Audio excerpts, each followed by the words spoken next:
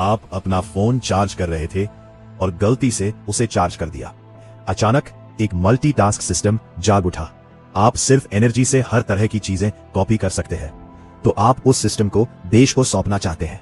Optical मशीनों जैसी high-tech technologies को कॉपी करना चाहते हैं, और इस समय आप गोल्डन फैक्ट को कॉपी करने के बारे में सोच रहे थे। लेकिन सिस्टम आपको बताता है कि कॉपी करने के लिए आपके पास पर्याप्त एनर्जी पॉइंट्स नहीं है। एनर्जी पाने के लिए आपको इसे चार्ज करना होगा। चार्ज करने में आपको हिचकिचाहट होती है, लेकिन अगर आप कोशिश नहीं करेंगे तो आपको तसल्ली नहीं मिलेगी। तो आप हिम्मत करके ऐसा करते हैं। आप अपना हाथ गलत जगह रख देते हैं। अगले ही पल आपको कुछ भी महसूस होना बंद हो जाता है। हालांकि सिस्टम इंटरफेस में एनर्जी रिजर्व की संख्या बढ़ने लगती है। लगभग 5 या 6 मिनट बाद एनर्जी रिजर्व बढ़कर 100 पॉइंट्स तक पहुंच जाते हैं। आप इन साधारण चीजों को कॉपी करने की कोशिश करने लगते हैं। मुझे पता चला कि इन चीजों के लिए सिर्फ 0.01 एनर्जी वैल्यू की जरूरत होती है, और मैं ठीक होना चाहता था। सबसे तेज तरीका जो मेरे दिमाग में आया वह था सोना कॉपी करना। इसलिए मैंने बिना सोचे समझे 20,000 युआन उधार ले लिए। अगले दिन मैं सोने की दुकान पर गया। काउंटर पर मुझे एक ब्रेसलेट दिखा, कुल 18,000 युआन का, जो मेरे बजट में था। मैं अपने किराए के घर वापस आ गया, इसलिए मैंने उसे खरीदने का फैसला किया। मैंने दरवाजा बंद किया और पर्दा खींच दिया। ब्रेसलेट को कॉपी करने के लिए तैयार हो गया, लेकिन सिस्टम ने दिखाया कि सोने के ब्रेसलेट के लिए 380 पॉइंट एनर्जी की जरूरत है। इसलिए मैं लगातार बिजली से चार्ज करता रहा। एनर्जी बढ़कर 400 पॉइंट हो गई। मैंने ब्रेसलेट को अपने दिल के पास रखा। System copy. अगले ही पल मेरे सामने मेज पर एक और ब्रेसलेट रखा था। हाँ, ये तो कामयाब हो गया। ये तो बहुत बढ़िया है। मैं अपने दिल की धड़कन को काबू नहीं कर पा रहा था। ऐसा लग रहा था जैसे मैंने अपनी जिंदगी की सबसे बड़ी कामयाबी देख ली हो। मैंने अपने दिल की खुशी को दबाया और सोचने लगा कि इस ब्रेसलेट को कैसे बेचूं। जिस दुकान से खरीदा था वहां तो बिल्कुल नहीं जाना चाहिए। इसलिए मैंने अपने घर से थोड़ी दूर एक ज्वेलरी की दुकान ढूंढी। मालिक, क्या आप ये ब्रेसलेट खरीदेंगे? मैंने पूछा। लेकिन पहले मुझे इसकी असलियत जांचनी पड़ेगी। सोने की दुकान का मालिक एक होशियार अधेड़ उम्र का आदमी था। ब्रेसलेट लेने के बाद उसने खास औजार निकालकर उसे ध्यान से देखा, फिर उसका वजन किया। 40 ग्राम का वापसी 415 युआन प्रति ग्राम है। कुल मिलाकर 16,600 युआन बनते हैं। मैंने सिर हिलाकर हाँ कह दिया। नियमों के मुताबिक आपके पास रसीद होनी चाहिए। मुझे अभी रसीद नहीं मिल रही है। लगता है आपको पैसों की बहुत ज्यादा जरूरत है। समझ गया, तो फिर हम आपको सिर्फ 400 युआन ही दे सकते हैं। हाँ, ठीक है, यही दाम सही है। मैंने जानबूझकर ऐसा कहा। मैं मना नहीं करना चाहता था। असल में मैं बहुत खुश था। कुछ 100 पॉइंट एनर्जी का मतलब सिर्फ कुछ 100 युआन की बिजली थी, और उसके बदले में मुझे 10,000 युआन से भी ज्यादा मिल रहे थे। पूंजीपतियों का तो रोना ही निकल जाए। पैसे मिलने के बाद आप घर जाते हैं और गंभीरता से सोचने लगते हैं कि पैसे कमाने के लिए इस सिस्टम का इस्तेमाल कैसे किया जाए।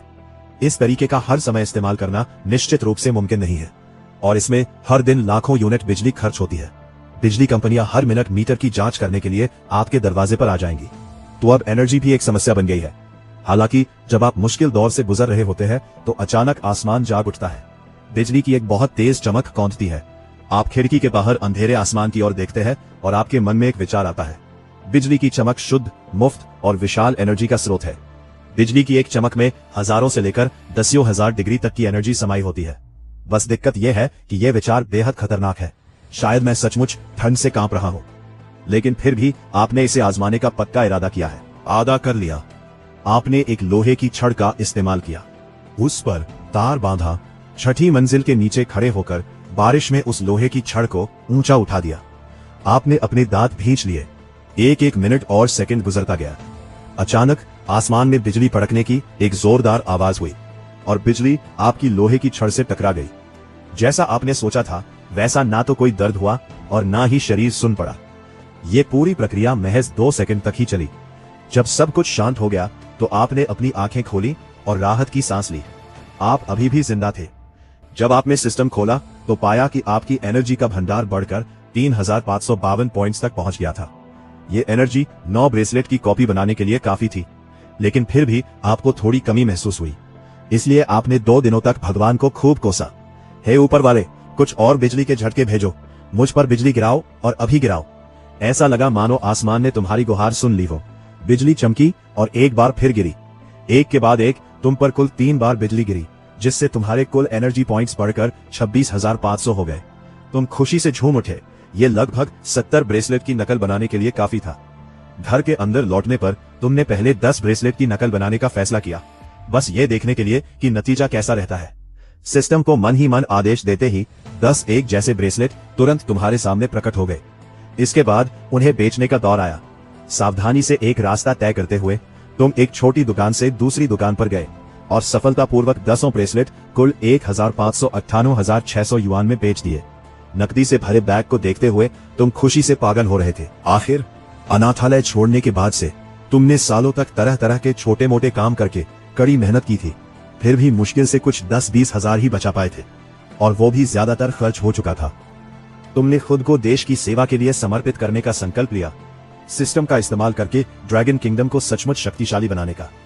हालांकि ये बहुत बड़ी बात थी। सबसे अहम सवाल यह था कि इस राज को देश के शीर्ष नेतृत्व तक सुरक्षित और प्रभावी ढंग से कैसे पहुंचाया जाए। काफी सोच विचार के बाद तुमने सबसे सीधा तरीका अपनाने का फैसला किया, सीधे राज्य सुरक्षा मंत्रालय की स्थानीय शाखा में जाने का। दफ्तर की इमारत के सामने खड़े होकर तुमने प्रवेश द्वार पर मौजूद गार्डों को बताया कि तुम्हारे पास अत्यंत महत्वपूर्ण जानकारी है, जिसे तुरंत उनके वरिष्ठ अधिकारियों तक पहुंचाना जरूरी है। ये पहली बार नहीं था जब गार्डों ने ऐसा कोई दावा सुना था। फिर भी नियमों का सख्ती से पालन करते हुए उन्होंने ऊपर रेडियो करके स्थिति की जानकारी दी। कुछ ही पलों बाद जो वेई नाम का एक व्यक्ति तुम्हें साथ लेकर एक रिसेप्शन रूम में गया। मुझे बताओ, ये जानकारी क्या है? वो व्यक्ति जो वे कुछ खास प्रभावित नहीं लग रहा था। तुमने सीधे सीधे जवाब नहीं दिया, इसके बजाय तुमने उससे पहले एक पेन देने को कहा। जो वे ने अपनी भौहें थोड़ी ऊपर उठाई, लेकिन फिर भी उसने तुम्हें एक पेन दे दिया। ठीक है, क्या अब तुम बोल सकते हो? कृपया ध्यान से देखो, सिस्टम दोहरा रहा है। आपके समाप्त करने के ठीक 1 सेकंड बाद वही पेन हवा में प्रकट हुआ। ये दृश्य देखकर जो वे की आंखें तन गई। उसने 2 पेन लिए और रोशनी में वही दोहराया। क्या यह जादू है? इतनी दूरी और वातावरण में वह अच्छी तरह जानता है। यह दिखावा नहीं हो सकता। तुम फिर से आ गए। जो वे की आवाज थोड़ी रूखी थी। वेनयान, इस बार तुम पेन की प्रतिलिपि सीधे उसकी हथेली पर बनाओगे। जो वे ने अपने हाथ में पेन को देखा, उसकी आंखों में अनिश्चितता थी। अब उसे कोई संदेह नहीं था। उसने तुरंत अपना फोन निकाला और एक नंबर डायल किया। नगर निदेशक, आपातकालीन स्थिति। उसका लहजा बहुत ही गंभीर था। फोन रखने के बाद जो वे आपको एक गुप्त कमरे में ले गया। एक सुंदर अधेड़ उम्र का आदमी अंदर आया। कुछ देर बाद उसने आपको गुस्से भरी नजरों से देखा। तुम्हें अपने कर्मों के परिणाम भुगतने होंगे। मेरे पास एक प्रतिलिपि प्रणाली है। यह किसी भी सामग्री की प्रतिलिपि बना सकती है। बस एक ही समस्या है कि इसमें पर्याप्त ऊर्जा होनी चाहिए। चेन हैतांग के चेहरे पर लगभग कोई भाव नहीं बदला, लेकिन उनकी निगाहें अब भी आप पर टिकी हुई थी। आपको इसे साबित करना होगा। उन्होंने एक धातु का लाइटर निकाला और उसे मेज पर फेंक दिया। आपने लाइटर को अपने दिल में थाम लिया। अगले ही पल आपके बाएं हाथ में एक वैसा ही लाइटर प्रकट हुआ। चैन हैतांग ने लाइटर को देखा और पाया कि यह बिल्कुल वैसा ही था। यहां तक कि वे अनोखे निशान भी हूबहू कॉपी किए गए थे। उनकी आंखें गायब हो गई। आपको घूरते हुए आपको स्पष्टीकरण देना होगा। आपने इस प्रणाली के सिद्धांत को विस्तार से समझाया। चैन हैतांग ने यह सुनने के बाद किसी को उच्च परिशुद्धता वाली फिल्म लाने के लिए कहा ताकि आप उसकी नकल कर सके। कुछ ही क्षण में दूसरी फिल्म आपके हाथ में आ गई। चैन हैतांग ने तुरंत अपने सहायक शियाओली को इसकी सटीक जांच करने के लिए कहा। जांच के बाद, निदेशक महोदय, पैरामीटर पूरी तरह से समान है। यह परिणाम लाइटर की नकल से कहीं अधिक प्रभावशाली है। सटीक इलेक्ट्रॉनिक उपकरण का मूल उसके भौतिक पैरामीटर है। अंतर लगभग 1000 मील का है। मैं तुम्हें पहले कैनलॉन्ग मिलिट्री रीजन में भेजूंगा। वहां काफी ज्यादा सुरक्षा है। समझ गया? तुमने सिर हिलाया। तुम्हारे मन में भी 5 लोगों की चिंता थी। मिलिट्री डिस्ट्रिक्ट जाते समय तुमने चेंग हैतांग को बताया कि सिस्टम को अपग्रेड करने के लिए तुम्हें 100 डिग्री पावर की जरूरत है। चेंग हैतांग ने कहा कि ये तो छोटी मोटी बातें हैं, बस 100 डिग्री पावर ही तो चाहिए, कोई बड़ी बात नहीं है। एनर्जी की तुम्हारी जरूरत जरूर पूरी की जाएगी। गाड़ी पश्चिम की ओर बढ़ती गई। आसपास इमारतें कम होती गई। अब बस दूर तक फैला पतझड़ का जंगल और घने पेड़ ही दिखाई दे रहे थे। कुछ ही देर बाद सड़क के दोनों ओर चेतावनी के बोर्ड, लोहे की जाली और मिलिट्री के कंट्रोल वाला इलाका नजर आने लगा। ऑफ रोड गाड़ी एक बड़े से गेट के सामने आकर रुक गई। बंदूकें लिए हुए कुछ युवा सैनिक जांच करने के लिए आगे आए। चेंग हैतांग एंग ने अपना आईडी कार्ड दिखाया। गाड़ी मिलिट्री डिस्ट्रिक्ट के अंदर चली गई। गाड़ी की खिड़की से तुम्हें सैनिकों के रहने की कतार में बनी साफ सुथरी बैरकें दिखाई दी, एक विशाल ट्रेनिंग ग्राउंड और दूर से दिखाई देने वाले बख्तरबंद वाहन। जब तुम मिलिट्री डिस्ट्रिक्ट की तीसरी मंजिल पर बने ऑफिस में पहुंचे तो चेंग हाईटांग और चेंग लॉन्ग मिलिट्री डिस्ट्रिक्ट के सबसे बड़े कमांडर लियू सीलिंग ने गर्मजोशी से हाथ मिलाया। लियू सीलिंग ने तुम्हारी ओर देखा। मुझे पूरा यकीन है कि तुम ही कॉमरेड चिन हाओ हो। कमांडर, तुमने कहा था कि कोई बहुत जरूरी बात है। वह बात असल में क्या है, अब तुम बता सकते हो। तुमने अपना मन पक्का कर लिया। जैन मिंगे ने अपनी कॉपी करने की शक्ति का इस्तेमाल किया। कमांडर लियू चुपचाप तुम्हारी बात सुनते रहे। फिर उन्होंने अपना मुंह खोला। यानी जब तक एनर्जी काफी हो, तुम जिस भी चीज के संपर्क में आओगे उसे कॉपी कर सकते हो। यहां तक कि किसी कैरियर शक्ति धारक को भी कॉपी किया जा सकता है। सैद्धांतिक रूप से हां। तुमने सिर हिलाया। कमांडर लियू के माथे पर पसीना आ गया। उन्होंने मेज पर रखा पानी का गिलास उठाया और तुम्हारी ओर देखा। तो फिर कॉमरेड शाओकिन, कृपा हमें अपनी यह शक्ति दिखाओ। तुमने गिलास अपने दाहिने हाथ में पकड़ा और अपना बायां हाथ ऊपर की ओर खोल दिया। तुमने इस बारे में ज्यादा कुछ नहीं सोचा। बस जैसे ही तुम्हारे मन में यह विचार आया, ठीक उसी पल और लियू सीलिंग, चेंग हाईटांग और अन्य लोगों की नजरों में इस बात पर यकीन करना मुश्किल था। तुम्हारे बाएं हाथ की हथेली के बीच में एक पानी का कप है। लियू सीलिंग का शरीर मजबूत है। उसकी आंखें हैरानी और सदमे से सिकुड़ गईं।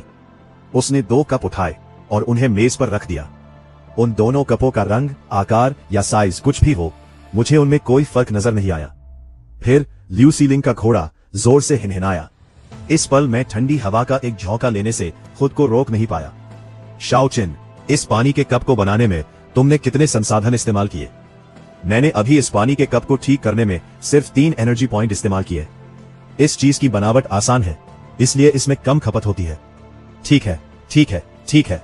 कमांडर लियू मेजों की एक कतार पर खड़े हो गए। उनके चेहरे पर उत्साह साफ झलक रहा। उसने तुम्हारी ओर एक गंभीर नजर से देखा। मैंने सुना कि तुमने कहा था कि इस सिस्टम को अपग्रेड किया जा सकता है। तुम्हें एक 100 मिलियन डिग्री वाला टेलीविजन चाहिए, है ना? ये मत सोचो कि 100 मिलियन डिग्री का मतलब 10,000 डिग्री है। देश ने तुम्हारे लिए गेहूं और लोहा सब कुछ जुटा दिया है। इस समय ये जनरल पूरी तरह शांत और स्थिर है। उसका चेहरा उत्साह से भरा हुआ है। उसके मन में अनगिनत विचार उमड़ रहे हैं। वह मुख्य तकनीक जिसे पश्चिमी देशों ने रोक रखा है, साथ ही वे सीमित संख्या में उपलब्ध हाई एंड चिप्स और ऑप्टिकल कंप्यूटर भी। अगर तुम्हें उनमें से कोई एक भी मिल जाए तो तुम उसकी नकल तैयार कर सकते हो। ये तो ड्रैगन देश के लिए तैयार की गई सचमुच एक बेमिसाल और अद्भुत तकनीक है। इस सिस्टम के सामने भला कौन सी तकनीक टिक पाएगी? साथ ही शाओकिन, तुमने देश के लिए बहुत ही बेहतरीन काम किया है, कमांडर लियू ने कहा। वह शहर के निदेशक चेंग हाईटांग की ओर मुड़े। तुमने इस मामले को बहुत ही कुशलता से संभाला है। तुम और साथी किन हाओ दोनों ही बहुत ही बेहतरीन इंजीनियर हो। चेंग हाईटांग हल्के से मुस्कुराए। कमांडर लियू, ये तो हमारा फर्ज ही था। कमांडर लियू ने सिर हिलाया। माहौल बेहद गंभीर हो गया। अब से कॉमरेड किन हाओ की सुरक्षा का स्तर सबसे ऊंचा कर दिया गया है। इसके अलावा कुछ आला अधिकारियों को छोड़कर हमें किसी और को इस बारे में पता नहीं चलने देना है।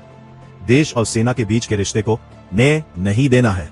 दोपहर 1 बजे एक साधारण सा मानवाहक विमान कांगलोंग सैन्य क्षेत्र के एक बड़े पार्किंग स्थल पर उतरा। लियू झिजुन ने विमान के चालक दल के एक सदस्य का अभिवादन किया।